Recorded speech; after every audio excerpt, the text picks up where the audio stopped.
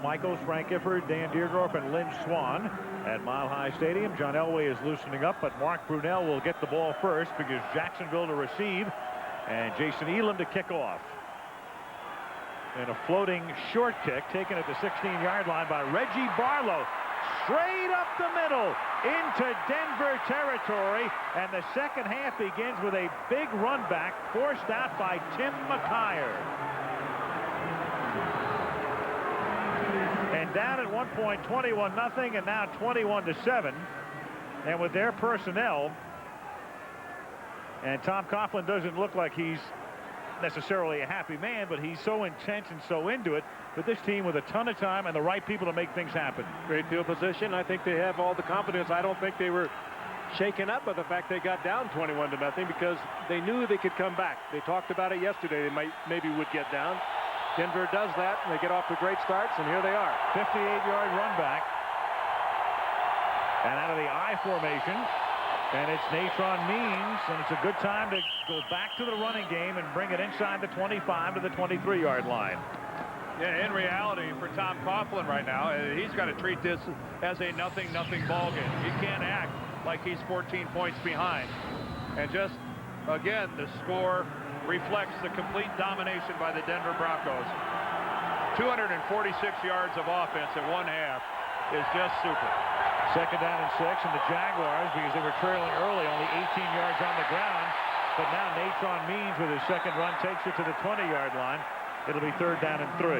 And Denver has had problems during the course of the year handling big backs.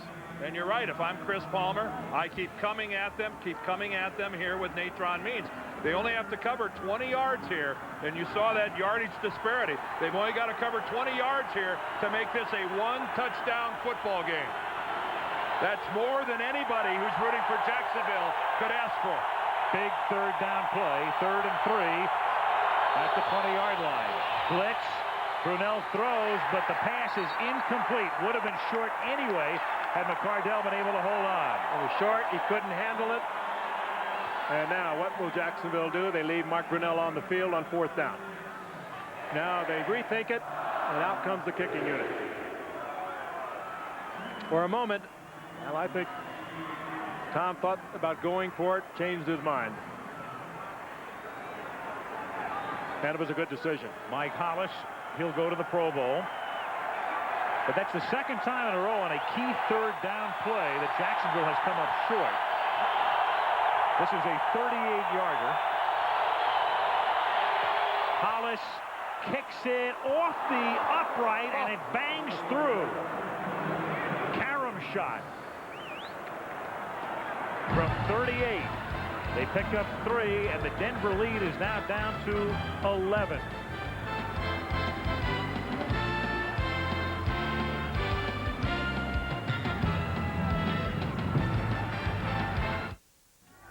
How fast? But inside. Vaughn Hebron back to receive the kick for the Denver Broncos as they get the ball for the first time in the second half. 13:33 left in the third. The Broncos leading 21-10. Mike Hollis. Hebron drops it at the 1 and picks it up at the 3. And gets tackled up at the 15-yard line. And let's get an update from Lynn Swan. Lynn. Well, I talked to Tom Coughlin as he came out for the second half, and he said in the first half, his entire team, offensively and defensively, were unsettled. He said they weren't into that game. He said he wished he could take back a couple of plays that were called. He should have run the ball a little bit more. He said coming out in the second half, they're going to try and do the things that were successful for them on the touchdown drive. The short passes, he believes Mark can throw the ball deep down the field, even with the wind. Al? All right, a promising beginning, Lynn, to that first drive, but it ended with a field goal. And now Davis picks up where he leaves off in the first half, up to the 22-yard line on this 22nd rush of the afternoon. Yeah, what a shocking turn of developments that they'd handed off to Terrell Davis. Well, you know that the defensive unit for Jacksonville and Dan and Al talked about different ways to stop Terrell Davis, and you got to fill every gap with this guy. or you're not going to stop. And you know that was their prime consideration when they came back out. For him on the very first play to rip off 7 yards, that's got to hurt. Well, they have got to walk Travis Davis up to the line of scrimmage. They have got to get their safeties involved. And, of course, that leaves them open to the play action. Davis picks up the first down, 5 more yards, now has 95 on the afternoon. First down. This wild card playoff game is being brought to you by Lay's. Make your lunch special with Lay's. Nissan, who reminds you that life is a journey. Enjoy the ride. And Miller Lite, now official beer sponsor of the NFL. Dick Duran has no choice now but to put at least 8. And in that last play, he had 9 people relatively close to the line of scrimmage. At some point in time, John Elway has got to test the deep post off a play action. Free play for John. Yep. As it was Brian Schwartz coming across the line.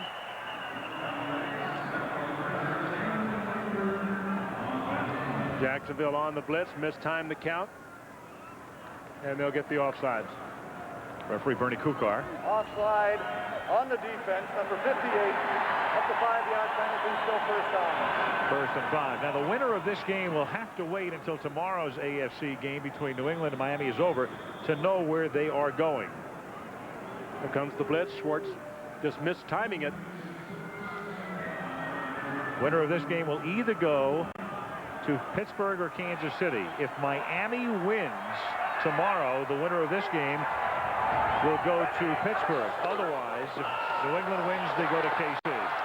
Elway throws, and Sharp can't one-hand it. He was covered by the linebacker, Kevin Hardy.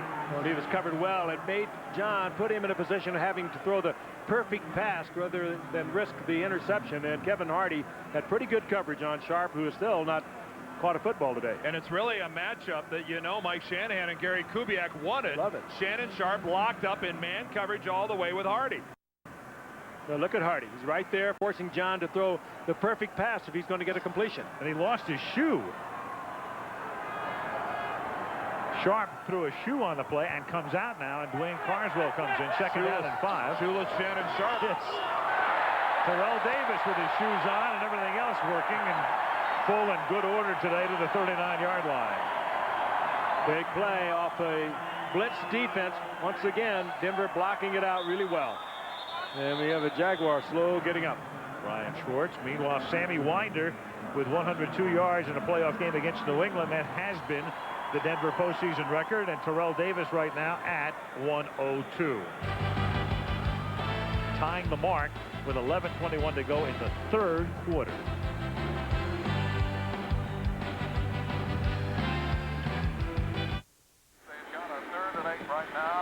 There's an NFL playoff act brought to you by Prudential. Just one team has beaten the same opponent on the road in postseason play in consecutive years.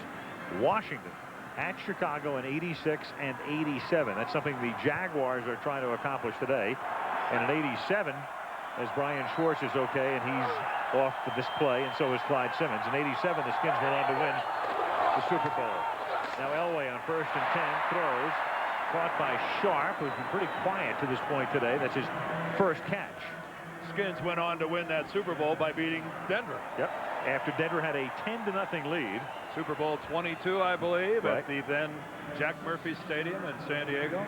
This ball delivered to Shannon Sharp. It only picked up about 4 yards on the play, but after it was over, John Elway walked over to him, and they both kind of high-fived it. I think they realize they've got something started now. It's his first reception. 2nd down and 4. Davis to the 47, setting up a 3rd and 2. Payne and Robinson converge on the tackle. Shannon Sharp, the leading receiver for the Broncos. And it makes sense that Jacksonville has tried to take him out of the game, but they've gone back to covering him with a linebacker, and I got a feeling we're going to see a lot of him here in the second half.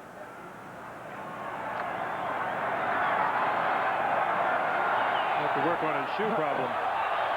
3rd down and a short 2. Davis juggled it and gets popped back at the line of scrimmage by Brian Schwartz, who was out for a play, comes back in and makes a very big play here. Now the best tackle of the day for Jacksonville defensively, not only stopping Denver from getting a first down, but making a bit of a statement as well. That was simply a sensational play for a middle linebacker. Watch him scrape. There's his fullback out front, right into the hole. That's his hole. And boy, not often do you see Terrell Davis go backwards after the contact is made. Tom Ruin has it blocked. And not only is it blocked, Travis Davis came up with the ball. An amazing play. I don't think that ball ever touched the ground. I don't think so either. He blocked it and caught it. Unbelievable. Huge play for Jacksonville. I don't think I have ever seen a ball come off the punter's foot and just stick in the midsection of the guy that blocked it. I think you used the operative word, Dan. It just stuck in there. It came right off the foot. That looked like it was a Velcro stuck to Travis Davis's stomach. He's going to come in on the left side. He comes in right up the middle, untouched. And that ball never did touch the ground. Will you look at that? Bounced off his chest, and he caught it. First of all, a complete blow by the Denver punt team, allowing a guy to come up the middle untouched. Rick Dennison has to be out of his mind. Mike Hollis for the point after. Ruin did not have a punt block during the entire regular season. 9:16 left in the third. How about this one? At one point, 21-0. Right now, 21-17.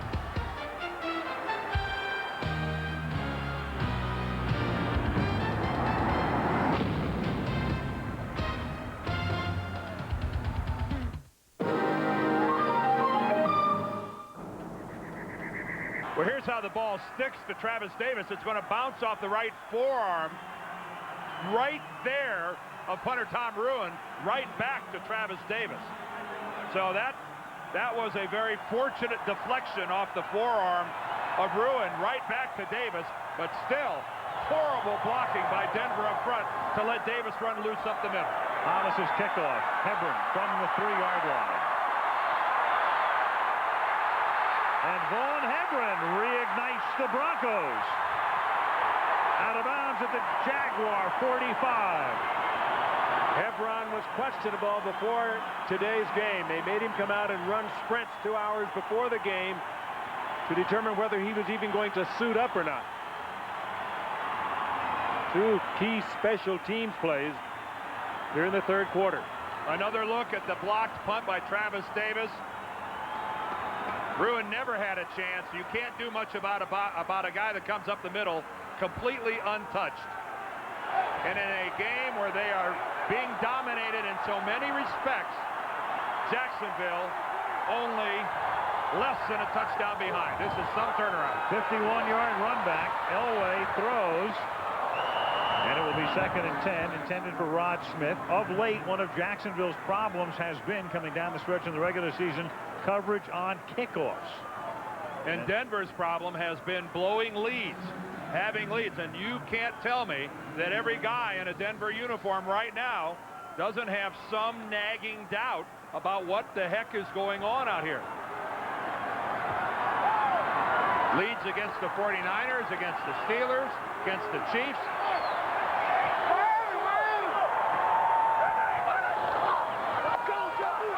Elway surveys, then hits Davis on a swing pass. He's ridden down at the 40-yard line. Tackle made by Robinson. It'll set up a 3rd down and 4. One of the reasons that Davis has so many receptions, over 40 on the year, he has good hands. Not only is he a terrific running back, this guy can catch the football. That was a spin around and a fine catch. Brian George, we saw him earlier go off the field, came back and made a terrific 3rd down stop.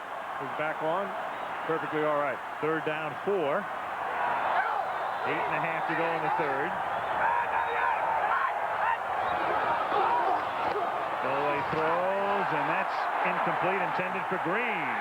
There's the flag, and there comes the flag. Dave Thomas. Thomas celebrating a little too early. Just wait till it's over, Dave. This flag came in from about 20 yards downfield. Anytime there's only one flag thrown, the conference asking everybody else what they saw. It's a hold against Jacksonville, automatic first. Number 41 on the defense. That's a 5-yard penalty and a first down. Well, Dave Thomas had a grip on Willie Green's jersey, even though he had inside help. When you look at it from that angle, that's exactly what the official down the field saw, and no question that he held it. Meanwhile, that Travis Davis block was such a shocking development when you think about it. And if Coughlin did, it probably should have gone for 2 points to make it 21-18. First and 10 from the 35. Travis, this is Davis, Terrell Davis, stopped by Travis Davis, but not until he picks up the first down. Yeah, I guess, Al, what he's thinking is what stage of the ball game it is, and maybe that's not as important. You know, when we're still not even halfway through the third quarter. This is what you call your basic north and south. He's not, Terrell Davis not even thinking about veering right or left. But when you look at that chart, it says whether to go for 1 or to go for 2. Certainly when you're down by 5, it's to go for 2. By 4 points, by 5 at 21-16. Davis takes the ball to the 20-yard line. He's just pounding his own men out of his path. Sometimes when you're the lead blocker, like Howard Griffith is, and a good one of the best around, you take kind of a bruising from your own man.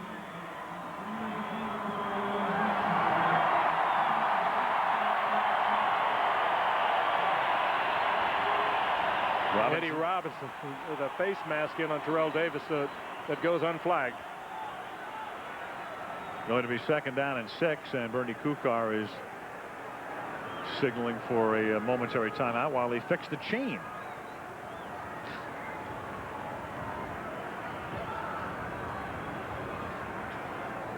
Only as strong as its weakest link. Very important drive for Denver. Dan touched on it a moment ago. They'd have to be wondering a little bit. They've been giving up leads in almost practically every game they have played down the stretch. If they could come right back from a bad break like that block punt, put some points up there, it'd get a lot of their confidence back. Second down and 6. Griffith. And he has a first down out of bounds at the 12-yard line. Yeah, Terrell Davis has run all over this field. He's caught passes. That time he picked up 2 men and gave John Elway a chance to throw the football. He's some football player. He picked them up, he put them down. He just picked them both up, though, and dropped them. Watch this now. Watch number 30. To give John Elway a chance. Griffith gets him, misses his man. Or actually, he's the receiver. He was taking a block coming out of the backfield. Terrell Davis made a terrific block. First down. Davis puts his head down. Burrows to the 8-yard line, tackled by Brian Schwartz. Boy, how discouraging this is to a defense. Special teams have gotten them back into the ball game, gotten them close, and now Denver has come back out and just taken command once again offensively. Boy, Mark Schlereth, number 69, he can barely make it back to the Broncos huddle. He of the many operated on body parts. He's hobbling. And after recent disc surgery, second down and 7 from the 9.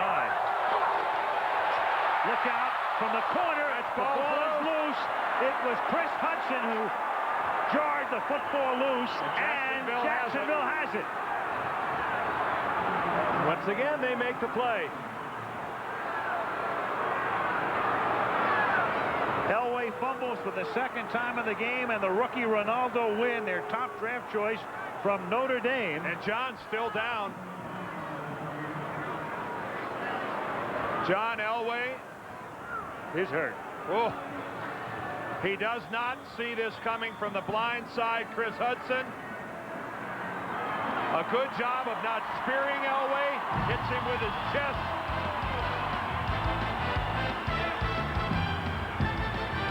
And Elway up and walking off.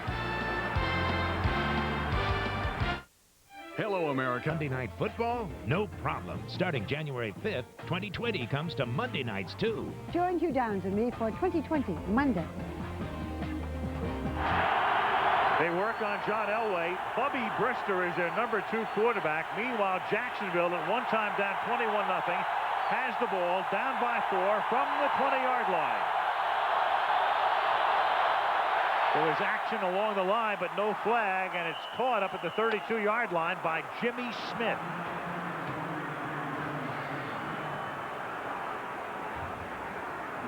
Jimmy Smith and Keenan McCardell, a great tandem, 2 years running now. Ray Crockett almost got there, went for the interception. He was kind of slow getting up. I don't know whether the offensive people upstairs for Jacksonville saw that, but he was a little wobbly. That Elway fumble was the first turnover of the game.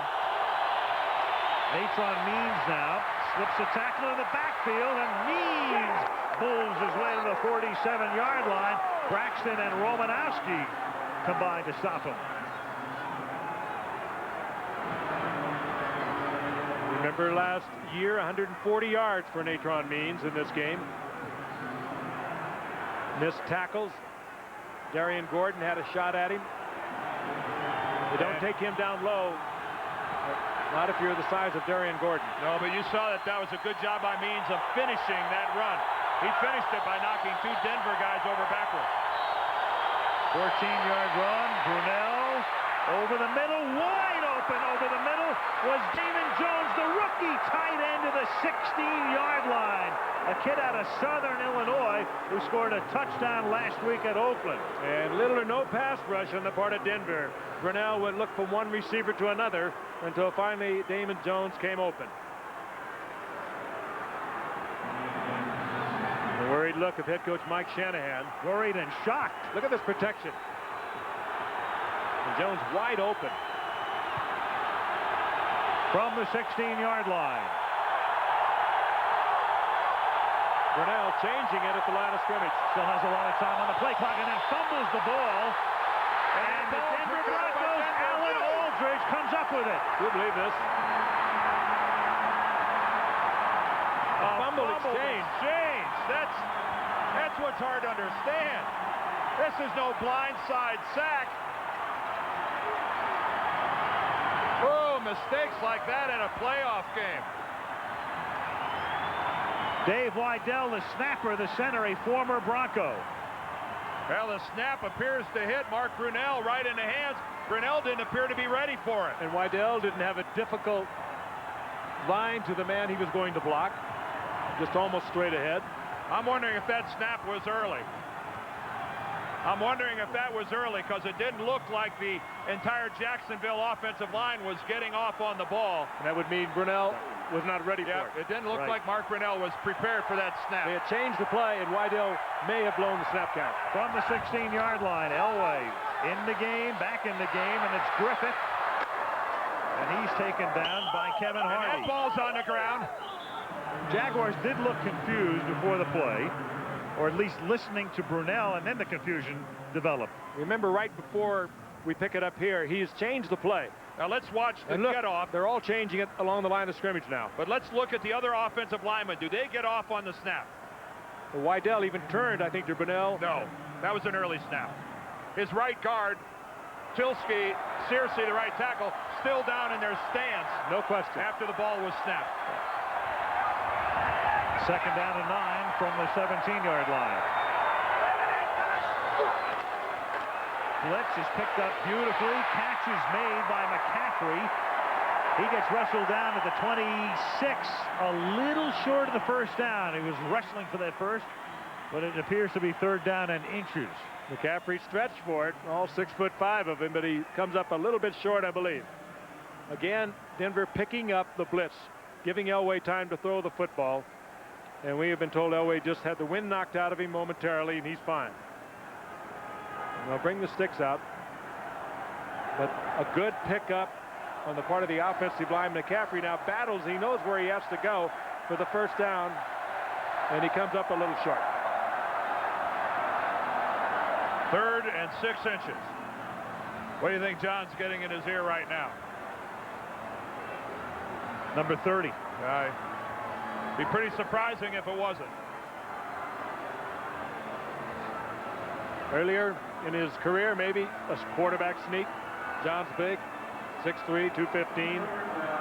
But when you got a Terrell Davis, you want to put the football in his hands. Clock starts again, 2:40 left in the third. Broncos up by 4.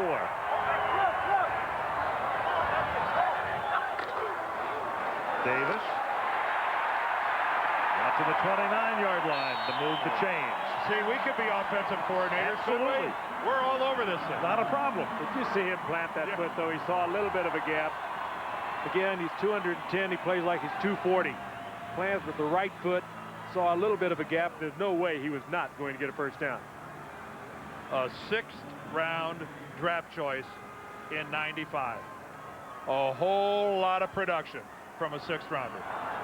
He's not as pretty as Barry Sanders to watch run, but he is certainly one effective running back. Natrone Smith is in at fullback, and he'll lead the way for Davis.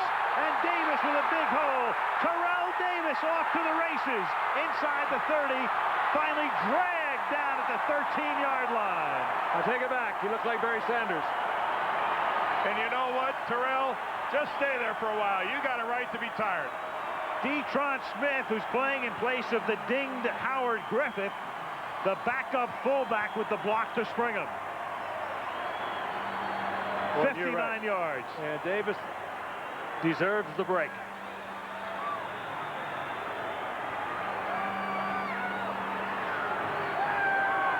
Again, look at the lead block by Smith. The outstanding blocking by his offensive line. Terrell Davis to this point not even touched by anybody on Jacksonville's defense, as they have been doing for the majority of the game. This Bronco offensive line and the lead back, whether it be Natrone Smith or Howard Griffith, most of the time has just been outstanding on the running game. That's 31 carries for Terrell Davis. Questionable coming in to some degree, not on the part of the Broncos. They told us he was 100% and they were going to go with him. And we're still in the 3rd quarter, Frank. I know. He's on 31 carries. That last carry, 59 yards, the longest in the postseason history of the Broncos. Broke his own mark, 47, last year against the Jaguars. You know the cardiovascular conditioning and shape that you have to be in to handle the ball 35 times at a mile altitude and not even 3/4 of football. This is a remarkable physical performance by Terrell Davis here today. And it's not the proverbial mile, it's exactly 5,280 feet from the 13-yard line. That's motion on the Broncos. Natrone Smith. Flag down. That time Smith obviously blowing the snap count. But it is hard for the average layperson to understand Illegal motion. the kind of shape 42 that a man like Terrell Davis has pounded his body into over the years to be able to do something like this here today. There's a lot more to it than just wanting to do it here today. That's years of work in the weight room and on the treadmill and out on the track paying off. Yeah, man, he hasn't really been able to do that much over the past 12 days either. He was hurt just 12 days ago in our Monday night game. Slightly separated shoulder. What a performance. First down and 15 from the 18-yard line. Derek Loville is in the backfield. He gets taken down by Ronaldo Wynn at the 15-yard line. Let's go 30. 2nd and 12, and Davis is on his way back into the game. And the Broncos are going to have to run a play. The play clock is about 2 seconds ahead of the game clock, so they can't just allow the 3rd quarter to expire. The wind has really quieted, much to the relief of both quarterbacks, I'm sure. On 2nd and 12 from the 15. A little toss and an errant toss, and the Jaguars appear to have covered the football, and they do. Denver doing everything they can do to keep Jacksonville in this game. Dave Thomas recovers it. 2 consecutive possessions, turning the ball over deep in Jacksonville territory. And it's the first time I've seen this on part of Denver. It's a little bit of a screen. They bring in Willie Green. He's part of it. They flip the lateral out to Terrell Davis. John Elway's fault there. That was behind him over his shoulder. And Jacksonville has it back.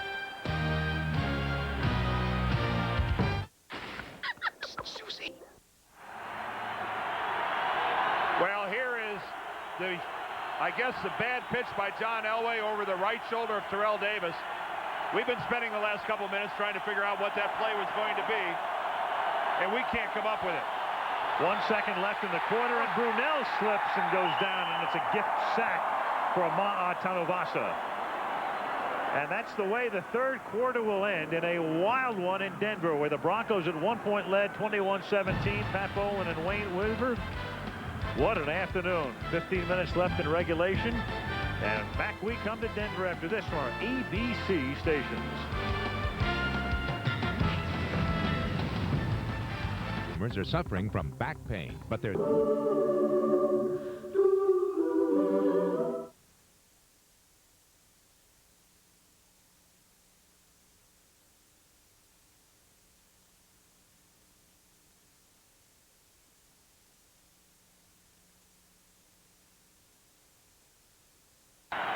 Tonight on ABC, the movie Oh God with George Burns and John Denver, and then the practice in prime time tonight right here on ABC. We start the fourth quarter. Al Michaels, Frank Gifford, Dan Deerdorf, Lynn Swan. It is second down and 18 for the Jaguars, and Brunel throws, and that's incomplete, intended for Keenan McCardell. Delayed blitz on the part of Denver, and it hurried Brunel. John Mobley. It was a heck of a job by Natrone Means coming back and picking up Mobley. He kept Brunel from taking the hit. Denver fans, Denver players have to remember the fourth quarter last year. An 8-minute and 32-second drive by Brunel and these Jaguars that put them up by 10 in the fourth quarter and really sealed that game. Third and 18 from the gun. They have to get to the 36 to convert. The catch made at the 25 of McCardell. Tackled there, 4th and 11. That's a smart call. Hopefully you're going to be able to break a tackle if you're a Jaguar player, but you don't do anything risky going for all of it. Get it picked off. You're well in this game. You got a lot of time left. You're 4 points down. Good, safe call. Get the completion. Hope you can get the run afterwards. If they don't, they'll have to punt, but it's safe. Brian Barker to punt, Darian Gordon to return it. Low, bad kick, but a very good Jacksonville bounce. Another flag all the way across the field, I think. At the Is that a flag? Yard, I can't tell. It's a flag. It's at the 27-yard line. It's a flag. My eyes aren't that good. It's at the line of scrimmage. An eligible man downfield against Well, they don't want that over. Jacksonville. I wouldn't think, would they? It's going to make them kick again. Well, it ended up being a heck of a net on the punt because of the lack of a return. 46 yards. Yeah. Ineligible member of the kicking team, number 57, downfield. That's a 5-yard penalty, still 4th down. Well, we'll see if they made a wise decision. Well, with a 46-yard net and Darian Gordon as your return guy, you got to make him kick again. Right. Larry Pasquale, the special teams coach, trying to explain to his head coach. You persuaded me with the Gordon factor. That's right. 3 returns for touchdowns this year by Darian Gordon. But the ball travels a long way here. Barker's kick is another wobbly kick. The wind holds it up, and a good break for Denver. What a great immediately at the 47 by Rich Griffith. So Denver takes over in Jacksonville territory, up by 4. Great decision.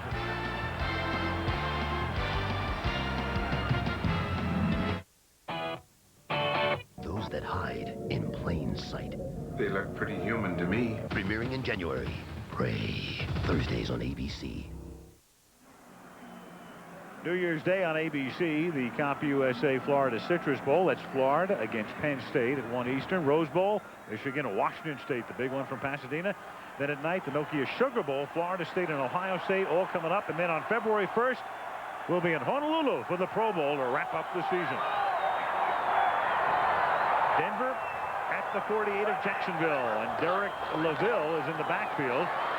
Elway slings one, caught by Sharp, and out of bounds at the 26-yard line. Oh, what a beautiful pass by John Elway. What a great touch.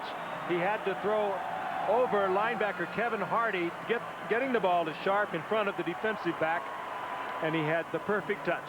And again, great protection for John. Watch him break out. He picks up coverage underneath in the form of Kevin Hardy. You don't see him right there. He also had the strong safety coming over, and Dave Thomas. A great touch by Elway. There it is. A good look. First down of the 25. Loville is the tailback. Natrone Smith is the fullback. Derek Loville through the middle with a big hole. Inside the 15 and the 10. Touchdown Broncos. Well, the two previous drives, Denver didn't finish. They moved into Jacksonville territory. They made a mistake. This time, they finished big. Terrell Davis, we're being told, is in the Denver locker room. And in his absence, Derek Loville gets it done.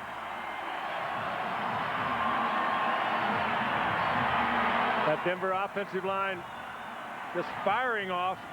And a good move by Loville there. And then a sprint to the outside, getting away from Dave Thomas. And Denver goes up by more. Elam for the point after. Now, that was just another excellent example of tremendous work up front by the Broncos. And Pat Bowlen, the owner of the franchise, couldn't be happier. Denver by 11.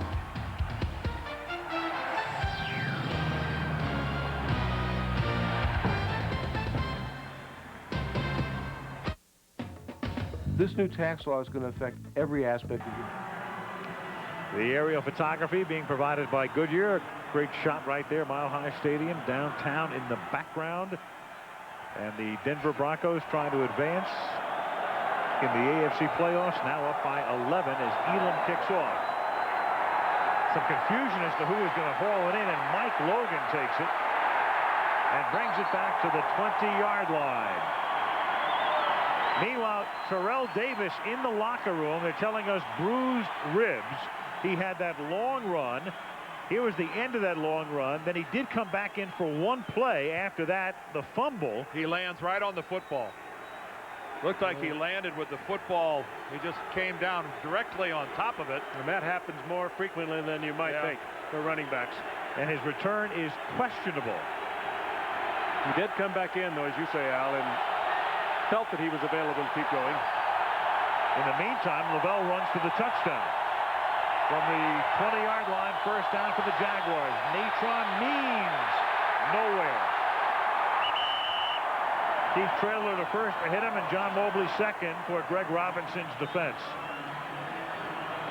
Well, this is where the Denver defense would like to step up. They have their ace running back in the locker room, off the field, and they need some defensive play.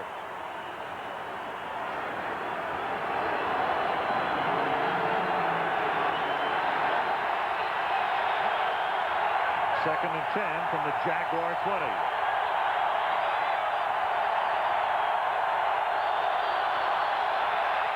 Blitz. 7 men come, and the catch is made by McCardell at the 29-yard line. And I think they're going to give him forward progress across the 30 and a first down. Good pickup on the blitz. McCardell just driving Darian Gordon back. Gordon again playing way off and setting up in the perfect spot for the first down.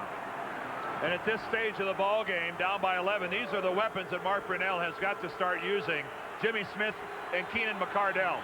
Good use of the hands. And a great spot for Jacksonville. I'll tell you, about a yard. Yeah. He never got beyond the 30. And that's the difference between a 3rd and 1 and a first down. Yeah. Fake the end around. Brunell is going to take off, then throw, and too high. Jimmy Smith working the sideline. 2nd and 10. Keith Traylor put the pressure on. This AFC wildcard game is being brought to you by Ford Explorer, because the world is too big to be left unexplored. Miller Lite, now official beer sponsor of the NFL. Circuit City, answers in every department, low prices all over the store. And Microsoft, where do you want to go today? One of these teams wants to go to Pittsburgh or Kansas City next week, and that's what they're playing for, advancement in the playoffs. That site to be determined after the Miami-New England game tomorrow. 2nd and 10. Brunell under pressure.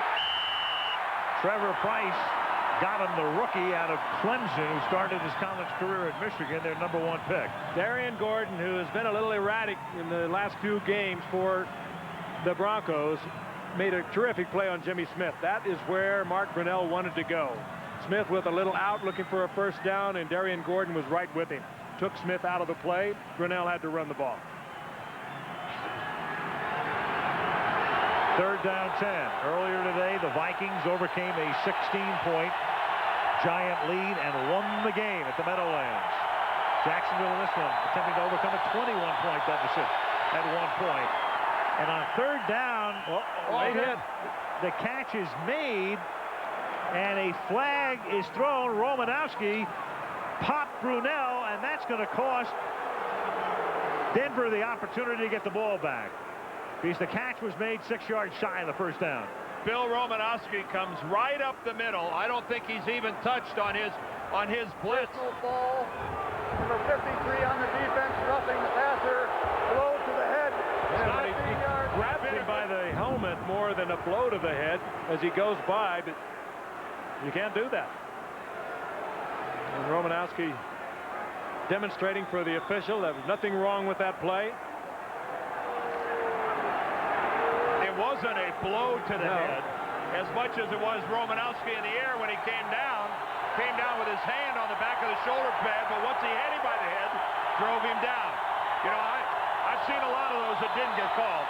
Here's Means, and that was a huge call, because otherwise it would have been 4th down and 6. We've seen quarterbacks take bigger hits than that don't get called for roughing the quarterback. Granted, there was contact between Romanowski's hand and Brunell's helmet. You can't argue that. How much contact was there? Well, depending whether you're rooting for Denver or Jacksonville, you can argue that a lot. 2nd down and 4.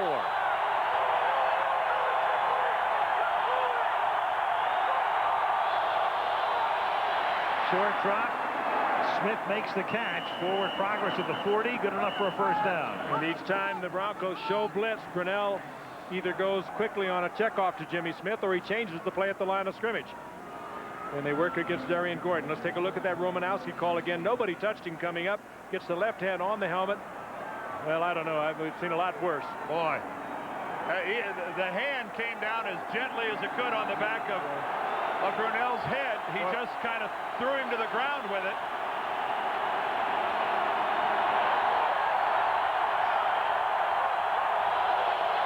From the 39, Brunell going deep.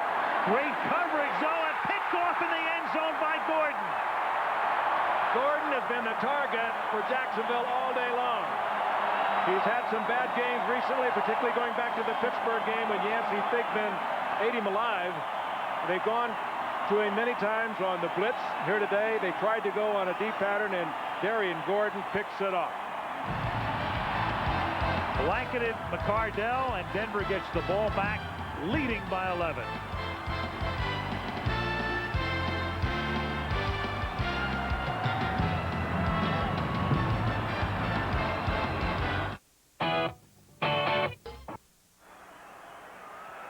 Mile High Stadium in Denver at dusk. Broncos leading 28-17. First down from the 20-yard line, and Shannon Sharp was in motion again.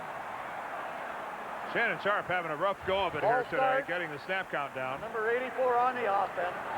That's a 5-yard penalty and still first down. 3rd call against Sharp. Started off the game with one, tossed one in the middle, and now comes up with another one in the 4th quarter. Skipped a quarter somewhere along the way. 1st and 15 from the 15. Derek Loville. And Loville, number 3 on the depth chart, looks like an old pro. All the way to the 32-yard line. Well, when you see it happen with Terrell Davis, and you see it happen with both Derek Loville, the one conclusion you can draw is that the Denver offensive line is kicking the you-know-what out of Jacksonville up front. They are manhandling the Jaguars. And their defense, Jacksonville, is playing like the 24th defense against the run of the National Football League. They are just getting blown out up front. This is as good a performance as I've seen in a while by an offensive line and the lead blockers for the Denver Broncos. 1st and 10 at the 41. Loville again.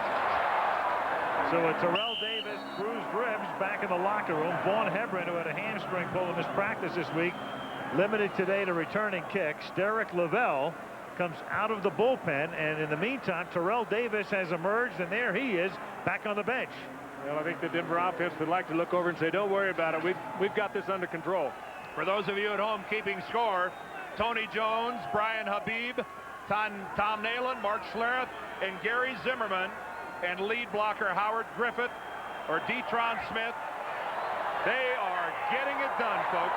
2nd and 7. Now Hebron comes into the game as the tailback takes the handoff, and Hebron takes it to the 32, and that's close to a first down, a little bit short.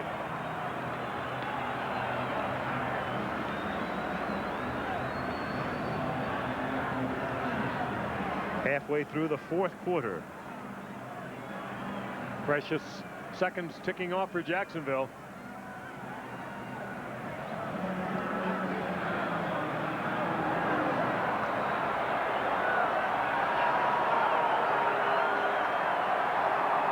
Third down and 1.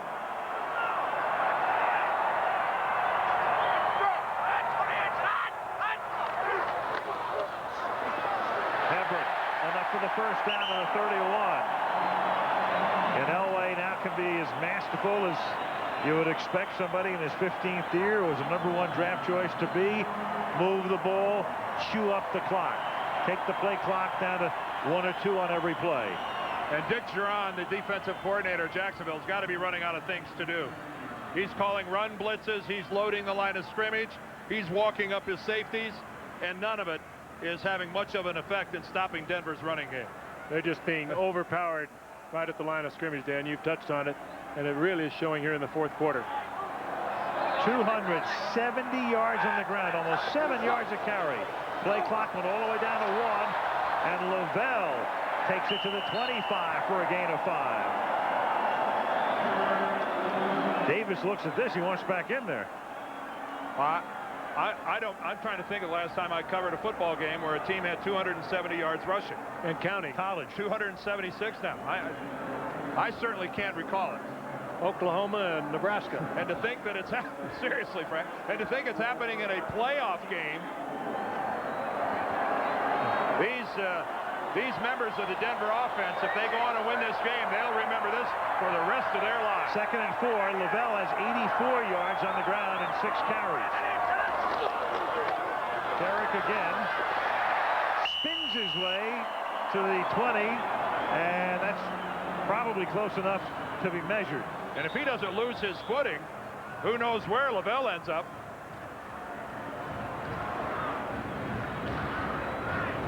I'm not sure he got knocked down by anyone in a Jacksonville uniform as much as he spun and just lost his footing.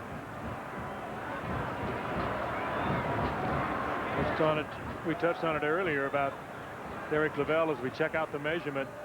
Favorite of Mike Shanahan's when they were at San Francisco together. You know, I just had one game come to mind. It was a Super Bowl we covered. A guy named Timmy Smith ran for over 200 yards, and it was against the Denver Broncos on a day when Doug Williams went wild. That's exactly right. Williams was the MVP, and everybody forgets that Timmy Smith had, what, 206, 204? I want to say 202, but we'll get it in a second. 204. 204. Split the difference. No, I said 204. Oh, okay. I said 206, 204. Well, Frank didn't check in. None of this splitting the difference. 3rd down and inches. Loville. And if he got to the 20-yard line, he's got it, and you can see where they're going to come in and mark it. That's going to be enough for a first down. Inside the 20. The clock will continue to tick. The game clock right now is frozen at 5:37.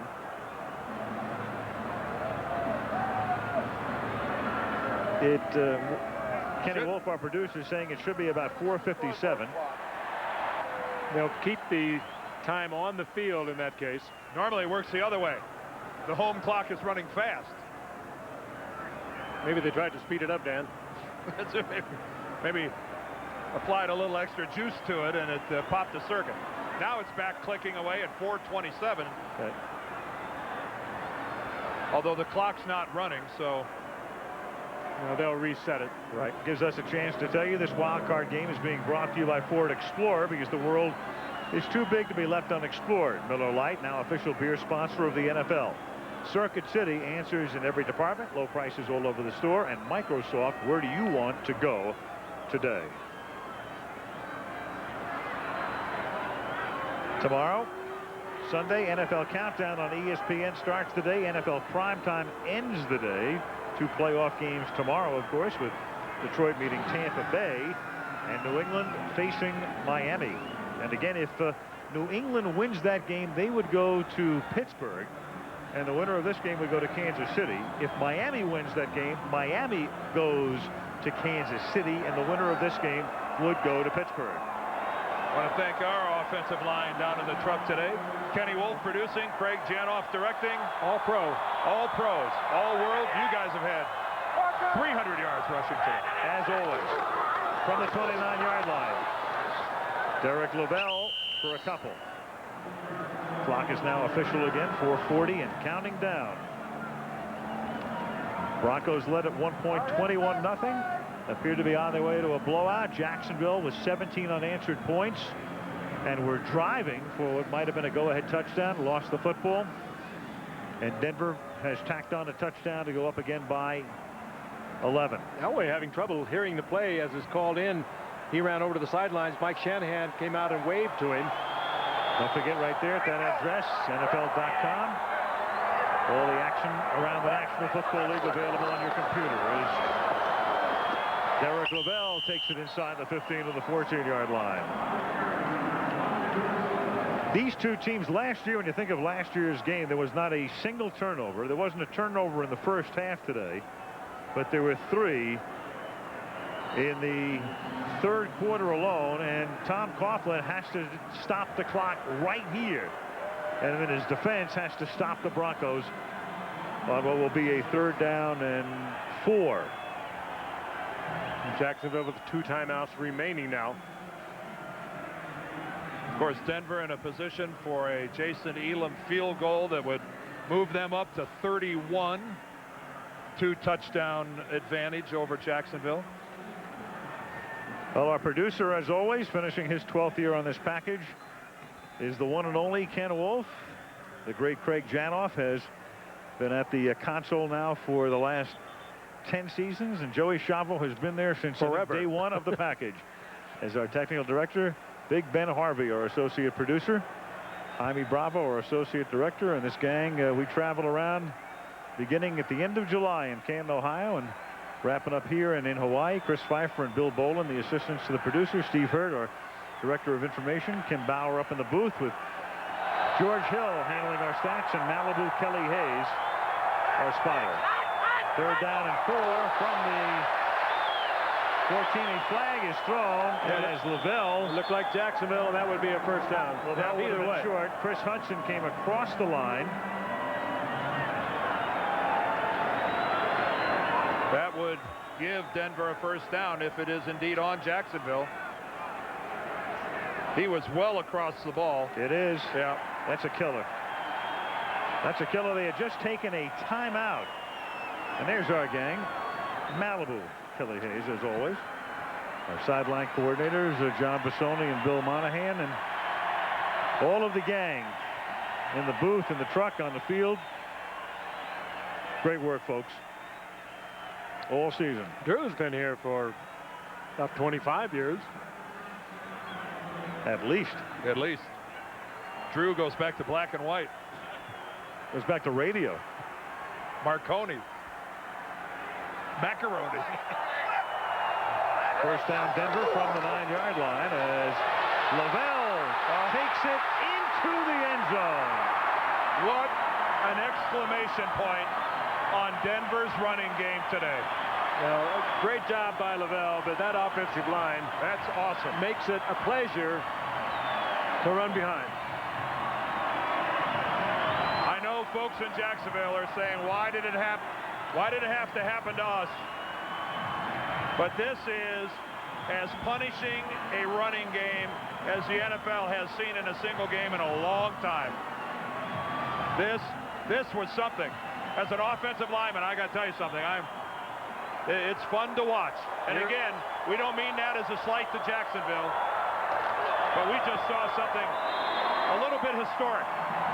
Well, historic is Loville with 103 yards.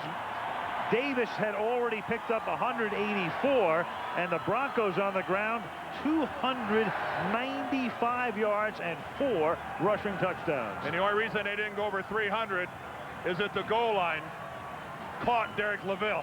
Well, this was the 24th defense of the league coming in against the run, Jacksonville. They lost key members of this team to injuries. John Yurkovic, who started a tackle a year ago. Don Davey started, a veteran defensive tackle a year ago. They were injured, out of it. Kelvin Pritchard, they lost him, and they were going with a lot of kids today, and they just got blown away. Rushing yards in the game go all the way back to the Bears against the Redskins, 382 in 1940. Most recent was the Buffalo against Miami game back in '95. But you make a good point, Frank. A lot of youth in the middle of the Jacksonville defense for most of the season. A couple of rookies with Payne and Wynn and Schwartz at middle linebacker, just a third-year guy, but again, a guy coming back from surgery. But still, everybody, I'm sure, expected them to be a little more stout against the run than what we saw today. And maybe Denver playing back to where they began this season. They were shaky through the last 4 games of their schedule. I think Denver played with a little passion today. What do you think? Maybe that's what they needed. It's been this has been welling up for 51 weeks. But I'll tell you, though, there was about a 15-minute period when it was about as scary as it's ever gotten around here.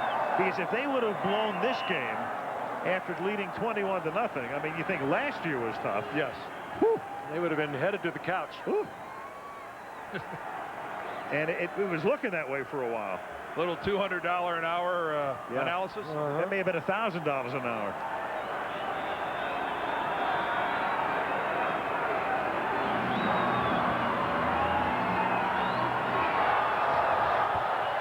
Bouncing ball by Elam, and it's taken by Ty Halleck, and he's out of bounds at the 36-yard line.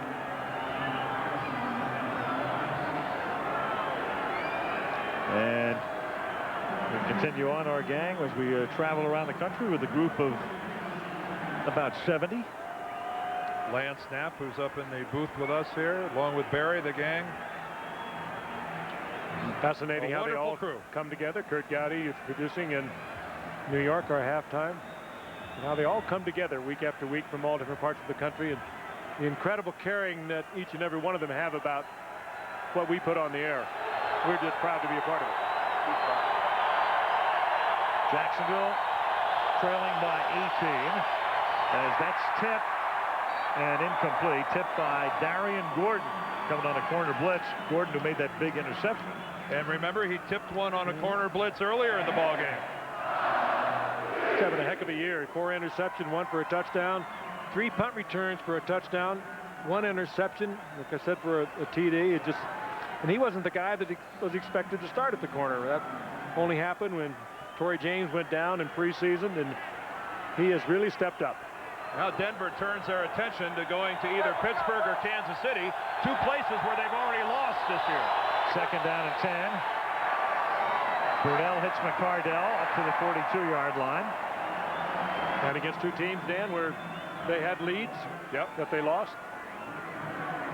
Of course, Kansas City, their rival in the AFC West, a great familiarity between the Broncos and the Chiefs. And what a year Kansas City has had, earning themselves the home field all the way through the AFC.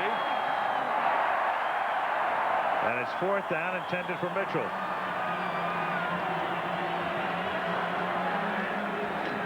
And the Jaguars will have to go for it. So you have to give this Jacksonville team a lot of credit here in the 3rd year, 11-5, and an improving team. Injuries hurt them this year, particularly on defense. We've already delineated that. They have really done a terrific job. 4th and 5 with 3:03 to go. Whoa. Make it 4th and 10. 8 for, well, let's see, it would have been 4th and 6 to begin with. 4th and 11 coming up. Number 87 on the offense, moving prior to the ball being snapped. 5-yard penalty, still 4th down. When Denver goes to either Kansas City or Pittsburgh, How about the playoff experience at the quarterback position? You're going to have John Elway making his 16th playoff start against either Cordell Stewart or Elvis Gerbeck, two guys that don't have a lot of experience in the playoffs. And 4th down, and that's the exclamation point provided by Gordon. Brunell knew he had no shot. Caught from the corner of the eye, Darian Gordon coming on the blitz. He knew he couldn't get away. Gordon having a heck of a day, and he was the target for Jacksonville coming in. Oh, there goes a flag over on the other side of the field is Neil Smith, and got into it with Dave Weidel. Drawing it away. Got into it with Dave Weidel, a former Bronco. He wasn't Smith's former teammate. No, he was not. He was gone before Neil got here. Neil giving the age-old pointing to the scoreboard, and that is the one thing a guy can do that it's tough to argue in this situation. And it's never forgotten. No, but let's try to be a gracious winner. Personal foul, unnecessary roughness, number 87 on the defense, 15-yard penalty, first down. You don't get many wide receivers that get called for unnecessary roughness. Keenan McCardell. He's still exercised. I think he's...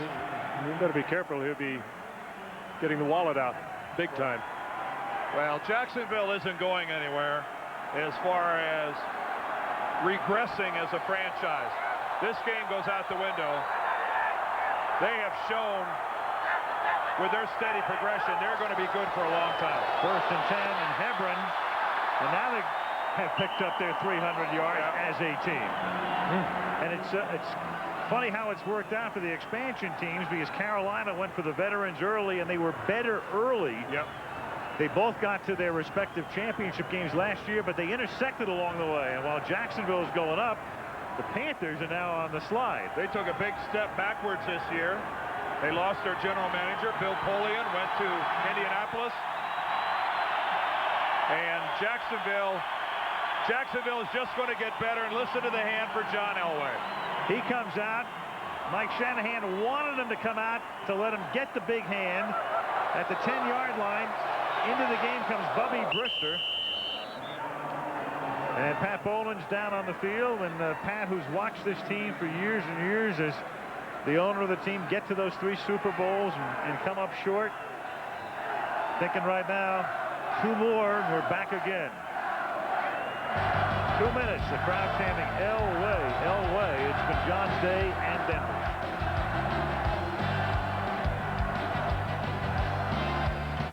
Computers, they're like a 2 minutes to go. And we wind down in Denver, where the Denver Broncos have picked up 301 yards on the ground today.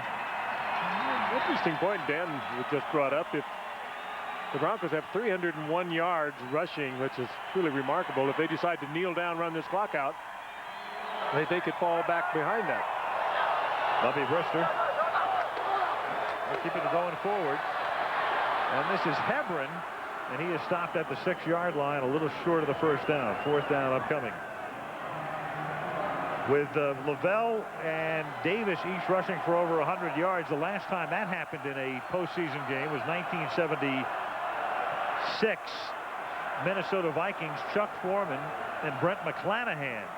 Ooh, baby. Each into triple figures. I might have guessed on a few running back combinations before I'd stumbled over those two. Well, I'll tell you what, 21 years from now, you might have guessed on a few before you get Terrell Davis and Derek Loville. I might have gone Zonka and Mercury Morris or somebody like that, but McClanahan and Foreman. Yep.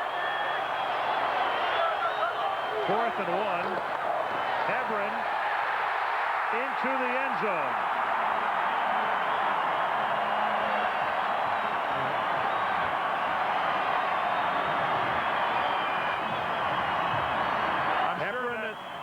Excuse me, I'm sure that didn't sit too well in Jacksonville, but you know what? You got to let your players play. Yeah, well, I have a feeling if it was like second down and out of timeouts, that was a fourth down play, so you give it back. Yep. You know, you got to keep playing. Yep.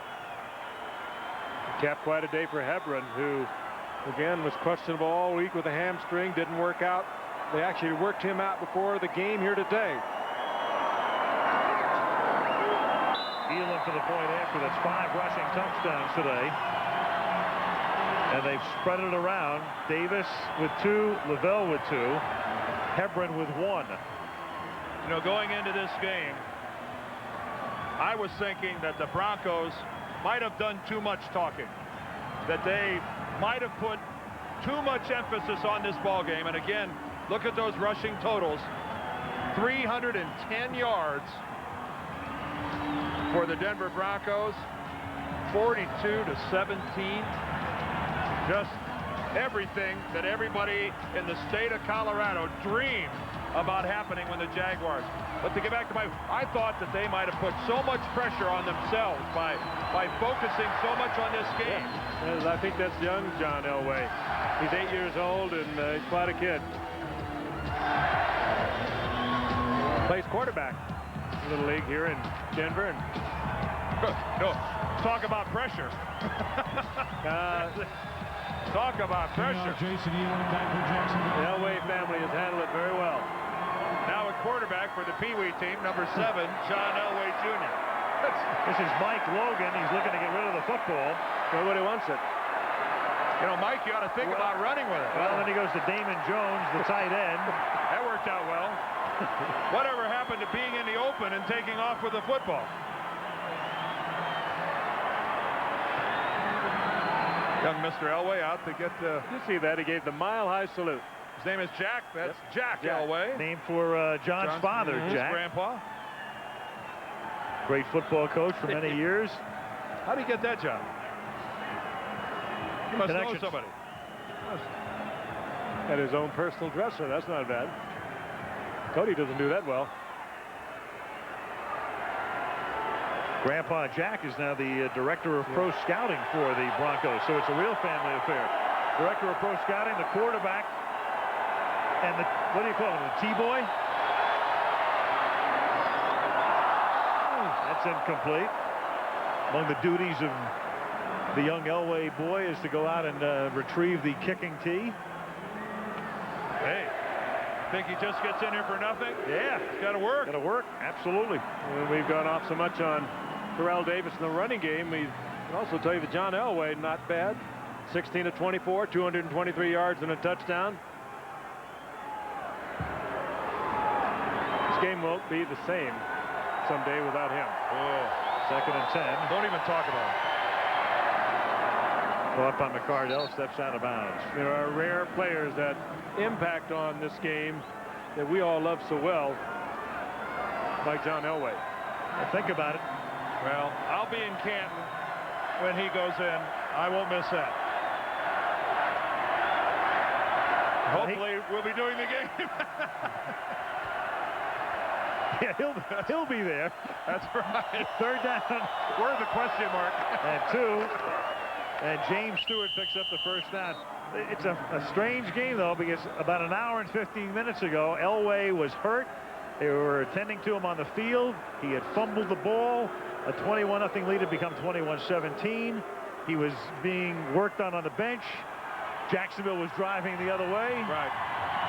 And now you look at this final score, Al, and you think, whoa, what would have happened if Denver wouldn't have turned it over twice deep in Jacksonville territory? And number 30 would not be on the bench if those ribs were ailing too much. I think he will be 100% for his travels next week. Maybe if there was a very key play in this game, it would be the Wydell snap to Brunell, which summarily ended that drive on which Jacksonville could have taken the lead. Yeah, you're right, Al. Or else, if it wasn't that, it was the first time that they handed it to Terrell Davis. Yes, which was the first play of the game. And the irony of that, Wydell being a former Bronco.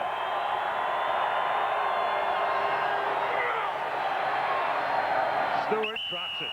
Yeah, you make a good point about that, Al, because they'd benefited from Denver's mistake. They'd marched all the way down into Denver's territory, and it really had a lot of offensive momentum at the time. Ooh.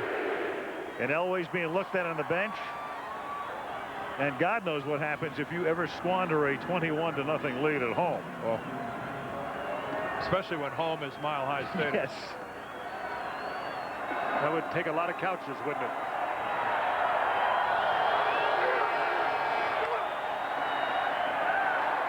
I'm not sure the Denver writers or radio shows would ever get over it. That would be tough. Barely got over last year. Again, the winner of this game, the Denver Broncos, will wait. If Miami wins tomorrow, Denver goes to Pittsburgh. If New England wins tomorrow, then Denver matches up against Kansas City, a team they knocked off, as Mike Shanahan accepts congratulations. On 3rd down and 10. You know, interestingly, when we asked Mike Shanahan yesterday about, do you have a sense of whether John Elway's coming back next year, Mike said, not only next year, I would suspect that John will play into the foreseeable future for several years. And, you know, you'd want to see some erosion of skill before you want to talk about a guy retiring, and I've not seen that erosion yet. And this is a very quarterback-friendly offense that Mike Shanahan has brought to Denver. Hey, John can play till he's 50 if they keep rushing for 300 yards. Burnell hits McCardell. Taken down at the 31-yard line.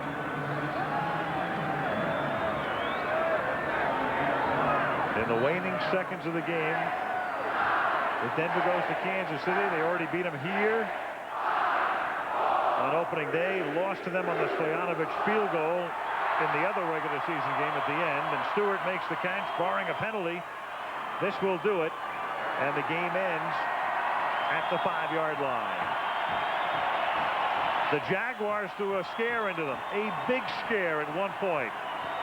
But the Broncos, strong at the start, strong at the finish. And on they go in the AFC playoffs. The final score from Mile High Stadium, the Denver Broncos 42 and the Jacksonville Jaguars 17. Back in a minute.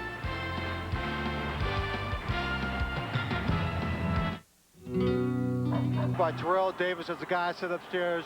Your conditioning and stamina, 31 carries, 184, 2 touchdowns. How did you do that with that shoulder? Had to bother you a little bit. Well, what I tried to do all week was to come into this game and not to think about it. I told myself that, you know, I can play with a little pain, and to come into a game like this is a playoff game. I had to come here and not think about a shoulder like this and just play all out, because, you know, this could have been our last game. You move on to the next ball game, but tell us about your ribs. My ribs are a little sore right now, but they're going to go back and take them to X-ray and make sure that there's nothing broken. Right now, they said that it was a separated, a torn cartilage or something like that, but I think I'll be fine. Okay, now, terrific performance. We thank you. And revenge a factor in this ball game, Terrell? No, I think we wanted to come out and just show everybody that we can play ball. And, you know, last year it was kind of upsetting for us to go home early. But right now I feel sweet, to be honest with you. Very sweet. Yeah, no doubt. Congratulations. Thank you, Len. Appreciate it. All right, Len. Well, earlier today at the Meadowlands, Minnesota stunned the Giants 23-22 to advance. They'll meet San Francisco next week. Here, Denver beats Jacksonville 42-17 to advance. Al Michaels, Frank Gifford, Dan Deerdorf, and Lynn Swann saying so long from Denver.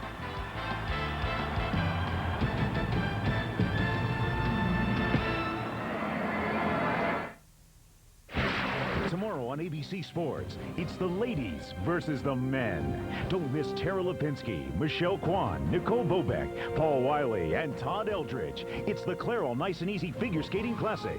ABC Sports is online on AOL, keyword ABC Sports. And down at it's over, it's academic. This has been a presentation of ABC Sports, recognized around the world as the leader in sports television.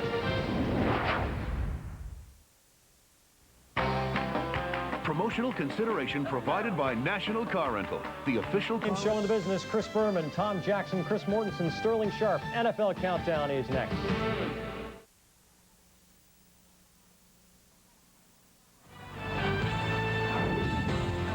Four teams, one common goal.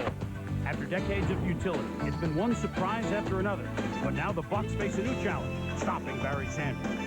His place in history is secure. Barry Sanders has carried the Lions to the playoffs, but can he keep them there?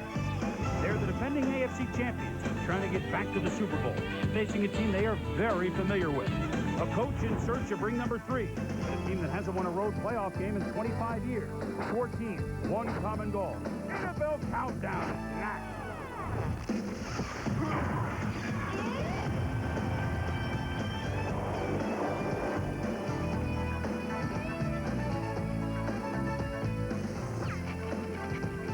Hello and welcome to Wild Card Sunday, everybody. I'm Mike Terrell.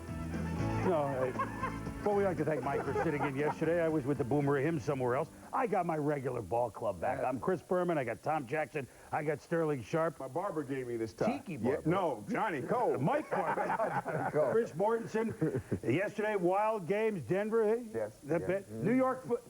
Well, 2 good games today. Let's get to it, right? A different sort of day in that the games today are 2 divisional battles. Starting in Foxborough, where the Patriots and Dolphins play for the 3rd time in 5 weeks, 2nd time in 7 days. New England, of course, has beaten Miami both times, albeit very close scores, 27-24 at home.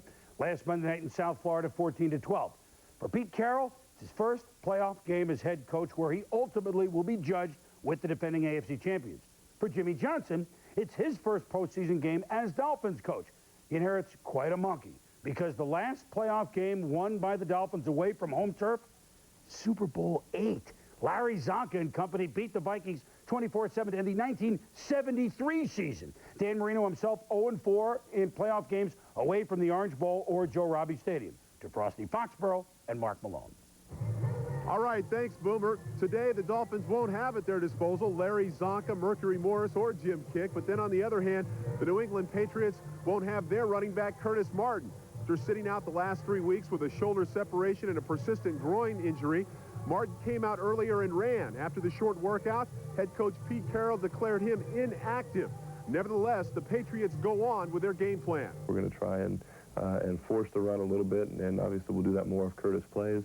But we're going to try and do what we've done well and see if we can be consistent with it. Miami's running game has consistently been among the NFL's worst, but that won't deter head coach Jimmy Johnson, whose 7-1 postseason record is the best among active NFL coaches. Under Johnson, the Dolphins are 17-3 when they rush the ball 25 times or more, 0-12 when they don't. When you look at the games where we have run the ball, and not only run the ball successfully, but run the ball. If we stayed with the running game, we've been successful. When we go away from the run is when we've had problems. Especially when Miami is forced into passing situations against New England's blitz package. Last Monday night, the Patriots sacked Marino 3 times and forced 1 interception. You live and die by the blitz, and I mean, I'm pretty sure that's what the Coach Johnson is telling those guys. And any team that blitzes a lot, you know, you can always be burned by it, but the key to it is try to get him rattled, get him distracted before he can get to you. We just have to be more effective in our blocking schemes and reading the blitzes and being efficient with our break-offs that we run and the different patterns that we run, you know, against those blitzes. Let's keep in mind, you know, this Marino guy's a warrior, and he's not going to go out without a fight. Expect Miami to use more 2-back formations in passing situations. That should help them pick up some of the Patriots' blitzes. As for the weather, the cold will pose a problem for the Dolphins, but not as much as the Patriots had hoped. Boomer, the field over here doesn't look like South Beach, but it's in pretty good shape. The sun is shining, and temperatures are expected to be in the 30s. Not bad, but not great for Miami for sure. And more on that later. We'll go back to you, Mark and Fox, for a little bit later on. Mort, we both spoke with Jimmy Johnson this week, and Jimmy said at the Dan Marino situation, he says, hey, look, he played much better this year for me than he did last year. I really like the way he played. I mean, is this cleared once and for all? Well, in case it wasn't clear, Jimmy Johnson went to Dan Marino on Friday and said, Dan, you are the guy I want to quarterback my team in 1998. Now, Dan still has to make a decision as to whether he wants to return. I'll tell you what's going to change. That's the entire playbook. Jimmy Johnson is going to throw out the entire system next year, so Dan will have to learn a new offense. And what he did this week, Jimmy, he talked with ex-Giants quarterback Phil Simms to see how it was for Phil to change systems, and Phil told him, you know what, Jimmy, it was invigorating to learn a new system. Don't be afraid to change for Dan. Yeah, and yet he stuck with the system that he has, at least for today. And let's put a forward spin on those numbers that Mark Malone alluded to. The 25 carries, if they do it, they win. If they don't carry it 25 times in the running game, they tend to lose. And I think that what you're looking for there is not numbers per carry. It's not the yards per game. It is about defensing the run. It is about mentality of running the football. It's about keeping your defense off the field. It's about punishing the other team's defense. And I think that whether it's Abdul-Jabbar or whether it's Lawrence Phillips today, one of those running backs has to carry the load, not Dan Marino. Well, I'll tell you who has to carry the load in this football game, and that's the Miami Dolphin defense. What they've done all year is basically line up in their 4-3 and ask you to come out and just physically beat them. And they got into the playoffs, and they lost that game Monday night because they didn't make any adjustments. They came out and they played it week in, week out, play in, play out. What they're going to have to do is make some changes. Throw Drew Bledsoe some curveballs. Do what people did after Bill Parcells and the Jets played them earlier in the year. That blueprint was get in Drew Bledsoe's face, get around him, force him to move around in the pocket. He's not as accurate. Do not allow him to pick and choose the open receiver he wants to throw to. If Miami can do that, get some pressure via the blitz or with that front four, you may see some cute corner blitzes today too. They can cause Drew Bledsoe some problems. You know what's dangerous, though, for Miami, and Jimmy knows this, is that even though Ben Coates only caught 7 combined in the 2 games, they don't really have a matchup to deal with Ben Coates. I think he's a big figure for Bledsoe today. If Bledsoe goes to him often, I think good things will happen for the Patriots. Still to come, the late game where Barry Sanders has a chance to add to his 2,000-yard legacy if he can run roughshod over a strong Bucs defense. The thing you have to do is turn him back to your help. That's which is inside. So tackle his outside leg, wide wrap, and pray to God if you can get some of it. Can Tampa Bay get some offense from Trent Dilfer to offset Barry and company? And the Lions with lots on their minds this week, starting with fallen teammate Reggie Brown. We'll be back in a moment. I believe that if you really go out and do exactly what you want to do, you find happiness. If you can do what you love, that's incredible.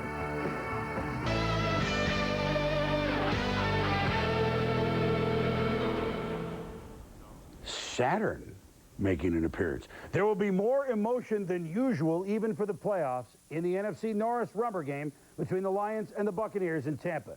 Detroit will be trying to do their very best for linebacker Reggie Brown as he recovers from neck surgery following that harrowing scene we all saw last Sunday at the Silverdome. They also want to make a historic season for Barry Sanders, obviously last as long as possible. As for the Bucs, spirits are sky high as they get set to host their first playoff game at the Big Sombrero since 1979. Tampa Bay hosted the NFC title game against the Rams. They lost 9-0. Their defense allowed no touchdowns that day. They may need a similar effort to win today. To the Big Sombrero in Sal Palantonio. Thanks, Chris. No Bucs starter on offense has postseason experience. In fact, the last time the Bucs hosted a playoff game, Trent Dilfer was in the first grade. A first-class stamp cost 15 cents, and perished the thought Tampa didn't even have cable TV. I'm really happy for the fans. I think as much as I am for the players and the coaches, I'm excited for the fans. That last game meant a lot to me because I really felt that the fans deserved a home game.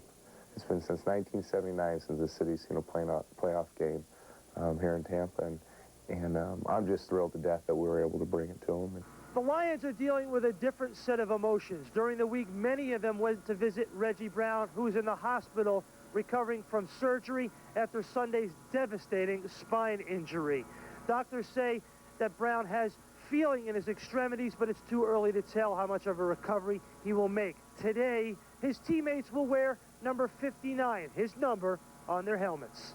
I think that there's 2 things that we can do for Reggie. I think we can pray for him, number 1, and then secondly, play for him. We're going to have to meet that emotion, and that's all there is we have to put on our shoulders that whatever emotion they come down here with, we got to meet it, and we got to sustain our emotion longer than they do theirs. And if we can do that, we feel we can win.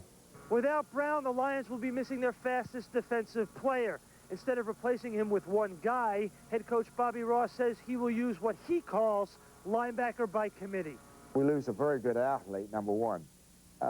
who could do things like cover backs out of the backfield and run with them and have no problem in doing that. Reg is Reg, and that 4.4 speed is going to be tough to replace, but we plan on, you know, circling up the wagons and getting it going. When the Lions beat the Bucs here on October 12th, it was Brown's responsibility to cover the Offensive Rookie of the Year, Warrick Dunn, coming out of the backfield.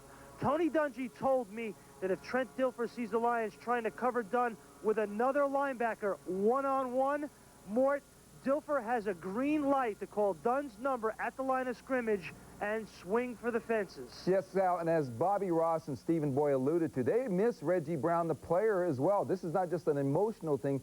This is a guy who was a #1 pick a year ago, who played like a #1 pick, who was vital to covering a back like Warrick Dunn out of the back. You know, I also had a chance to talk with Tony Dungy this week, and he said that both of these teams have similar game plans. They both want to come out and establish the run. He believes that the team that does that first is going to be the team that wins the football game. But if neither team can run the ball, the pressure is going to go to the quarterbacks, Dilfer and Mitchell. And because Dilfer has the bum ankle, it's going to be more difficult for him to escape the rush and throw the football down the field. So I think Tampa Bay with Dunn and Allstott has to establish that run early on. As great a year as Brett Favre had last year for the Green Bay Packers getting to the Super Bowl, special teams came up big. Desmond Howard in the return game. For both of these football teams, they are going to have to create field position with their return men. Carl Williams right here, great job of reversing field. He went for 61 yards, made everybody on the Chicago team miss. Even Dave Wannstedt from the sideline couldn't tackle this guy. On the other side, Glenn Milburn for the Detroit Lions.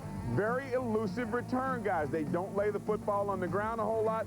They create field position so your offense has to go 50, 40, lot shorter distances for touchdowns. If those return men can play like they have all year and create that field position, whoever does the best job wins this football game. I agree, and in a short drive, 40, 50-yard situation, Mike Allstott and the condition of that deep thigh bruise, and he worked out all week, he becomes a big player for Tampa Bay, clearing ground for Dunn and carrying the football. We haven't seen him last couple of weeks, really. When we return, easier said than done, stopping Barry.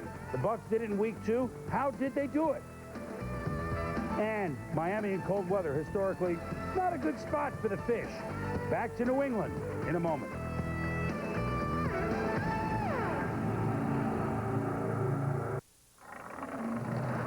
And so...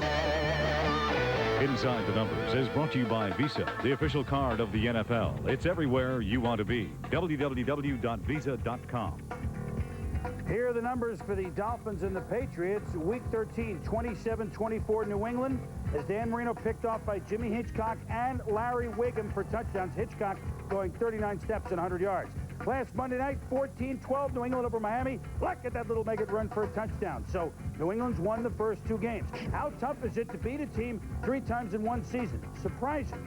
Since the merger of the 9 times teams have met following a regular season sweep, the sweeping team has won the 3rd game 5 times. Latest being Pittsburgh over Cleveland in '94. 4 times the losing team has come back to win in the playoffs. Latest being Bears over Vikings in '94. Can New England make the 3rd time as much of a charm as the 1st and 2nd?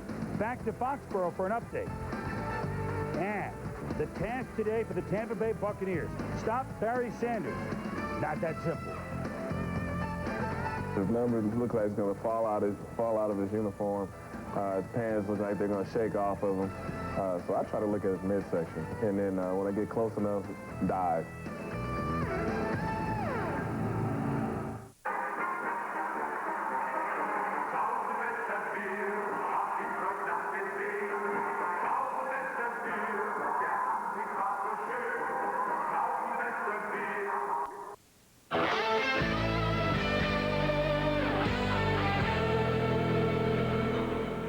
Fish out of water or away from the warmth. The last playoff game for Miami 2 years ago, Don Shula's finale in Buffalo. The Bills ran for 341 yards, more than even Denver did yesterday. They rolled 37-22. Today, back to the cold for Miami. Not Buffalo, but New England, where it snowed this week. Our abominable snowman is Mark Malone. Boomer, most of the Dolphins players told me that it doesn't matter that the last time the Dolphins won a playoff game on the road was back in 1972. Most of the players weren't even born yet.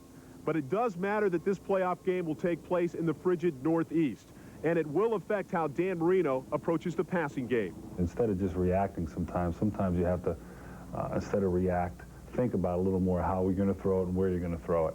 And I think any quarterback would do that. You don't change your grip. I know some guys lighten up on the grip, move their hand on the ball a little bit. No, I usually just try to just throw it. It's pretty simple. If it's a playoff game, hey, you shouldn't let it bother you. I mean, you shouldn't even feel it. So that's why I'm going to go sleeveless. Does that cause a problem? Does it change what it is that you want to do in this football? Does it cause a problem? Are you crazy? Yeah, it causes a problem, and we'll have to deal with it. Warm weather teams playing in cold weather sites have won only 9% of the time, 17 of 188 games. And by the way, Mort, that includes Jacksonville, the most recent cold weather casualty. Well, I think that the Dolphins really are more concerned with something New England has done clearly in the past 2 games against them, which is they have blitzed Dan Marino like no other team. In fact, one of the most surprising statistics in the NFL this year is that Dan Marino is the most blitzed quarterback in the NFL. And what Jimmy Johnson is a little bit surprised with and a little disappointed is that Dan didn't keep his composure Monday night late in the game when he had 3 timeouts. Could have used one of those timeouts. By the way, guys, Dan Marino, some other players in the league, not happy with the game plan going into this game. They say it's too similar to what went on Monday night. Well, more, that game plan had better include dealing with those blitzes in terms of protection or in terms of Dan Marino getting rid of the football. You take a look at something that happened 6 days ago. You're going to see on the weak side of a package here, you're going to get 2 receivers. You've got a slot receiver going down the middle of the field. You've got a nickel back who's going to follow him. He could stop right there and allow him to go to the safeties. He's going to follow him down. You've got a back coming through the open area. The replacement guy is going to come toward the blitz package, which Sterling will explain in just a second. You watch it unfold. You're going to see the open guy right here come right into that area. You see the backer try to respond late.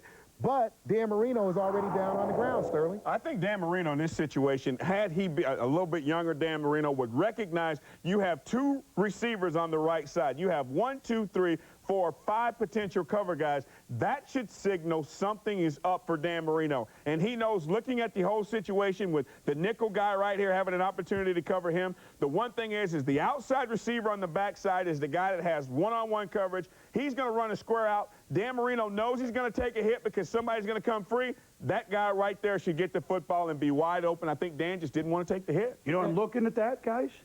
There's no tight end in any of those situations when it's 3rd and long. That's right. They need Troy Drayton in there, don't they? Well, they need Troy Drayton. And again, the only thing, what Mort said is, the only reason you blitz is because you're successful doing it, and that's why people are coming at Dan Marino. He's going to have to prove he can handle it. No, they got to stay at a 3rd and long. That'd be the start for them. Well, let's go back to the late game, where these are the numbers that you need to know.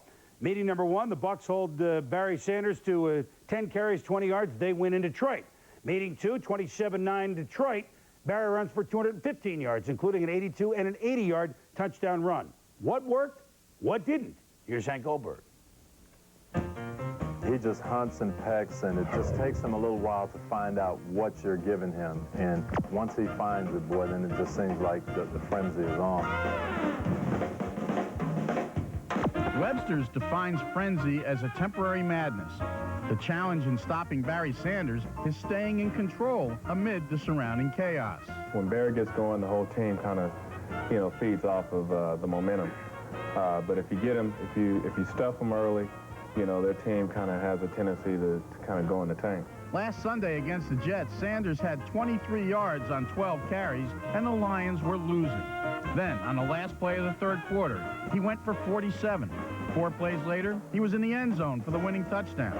The frenzy was on. He can give you a juke, and all of a sudden he's gone. So the thing you have to do is turn him back to your help. That's which is inside. So tackle his outside leg, wide wrap, and pray to God that you can get some of it. But you got to make sure that you're in the place where you're supposed to be and not trying to do somebody else's assignment. So when somebody else takes a shot and he shoots back to your gap, you're going to be there. You know he's going to beat somebody at some course in the game. It's almost a foregone conclusion. Just don't let it be me. Has that thought ever crossed your minds? No, that's a recipe for failure right there. No. That's set yourself Believe me. Yeah. He's like the Michael Jordan of running backs. And, I'm sure every guard, every basketball player that faces Michael Jordan, night in, night out, they're thinking about, what they're going to do, how they're going to defend against the guy, what they're going to do against him. In basketball, you can't depend on too much help. But in football, I'm definitely depending on help. I know Hardy's coming, and Charles definitely better be coming. If he ain't, I'm hot. I mean, because I don't got the speed to keep up with him. Barry up to the races, 30, 20, 15, 10. They'll never get him. Touchdown, Lions! You know, this year you guys have a back in Warwick who you practice against now. Has that helped you, in a sense, to be chasing him around during practices before you get to Barry? What are you shaking? No way. There's only one of those little fellas right there, and there he is right there wearing 20, and there's nothing that can prepare you for it. You know, you wonder why they will run 8 in the box against a team like that, because, you know, he could wind up against a defensive tackle in the secondary, and if that happens, even you aren't fast as I know you are. Hey, no, I definitely don't want to be caught in that particular when it's just me and him, and there's a whole wide of Africa, because I have no chance. Can you tackle him the same way you tackle somebody else, or? No. I mean, when you face Barry, you can throw all the basic fundamental tackling out the window. You know, with Barry, it's not like, you know, he's going to sit there, break it down, and, you know, make that form tackle. When you get the opportunity, you got to leave your feet, grab whatever you can. If it's grabbing the shoestring and hanging on, grabbing his socks, hang on, go for the ride until your teammates get there. We just have to go out and just limit the number of touches that he has, because you can hold him down for 59 minutes. It's just that one play that he could take it to the house, and then all of a sudden, you lost the ball game.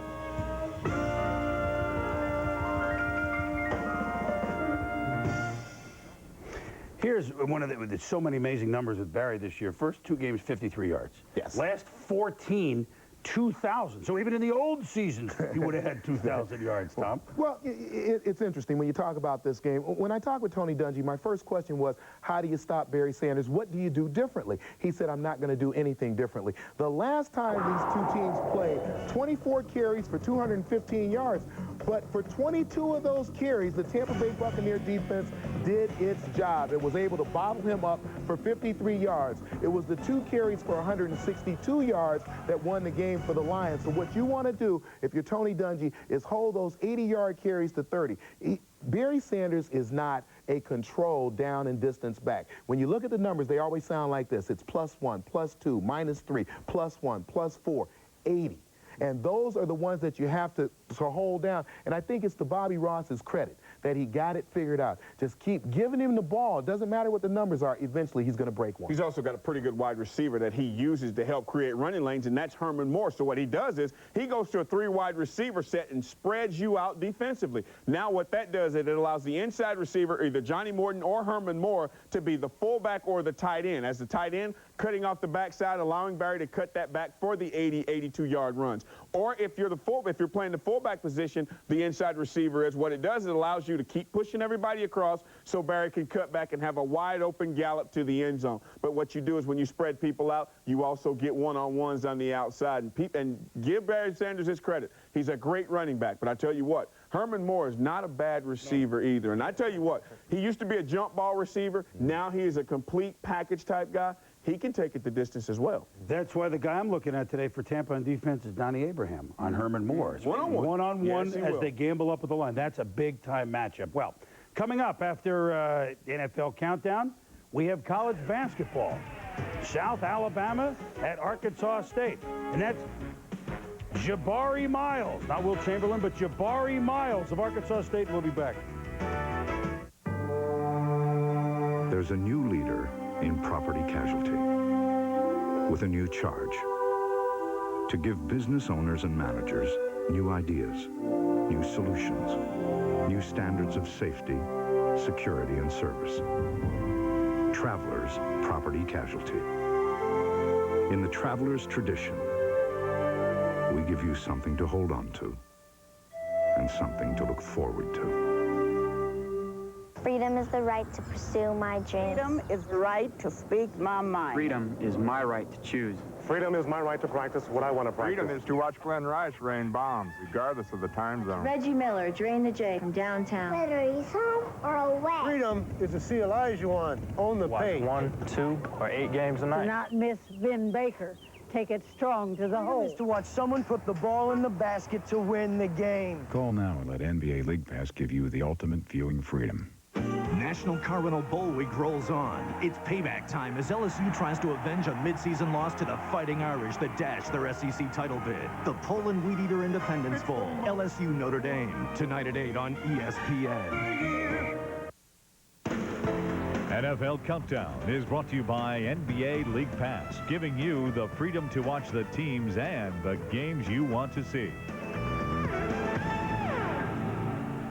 NFL prime time tonight. We'll know the round of 8. Join us. Tom and I will be here at 7:30 Eastern. Next week, both Saturday and Sunday, noon for Countdown, 7:30 for prime time as the big boys get planned. What are we looking at real quick, guys? I like Green Bay. Hey, you look for Dave Meggett. If he keeps making big plays, Patriots advance. I like Green Bay still. I just listened to him. And I was wrong yesterday. Shannon Sharp did not catch 8 in the Denver Broncos run, so I was wrong, finally.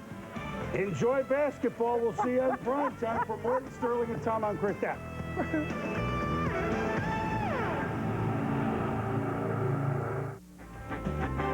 Toby Madison. We've set the stage. It's time for the players to do the rest. Detroit and Tampa. Winners move on. All others are out.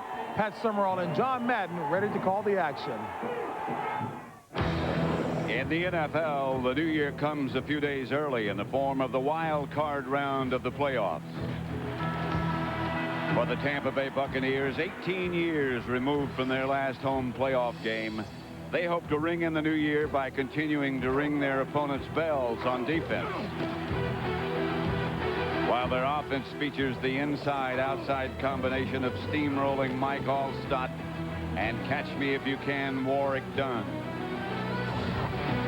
The Detroit Lions hope the new year brings them more of the same.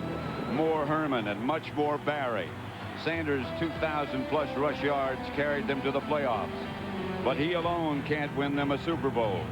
A New Year's resolution in Detroit? Give Barry some help, and it'll be a happy new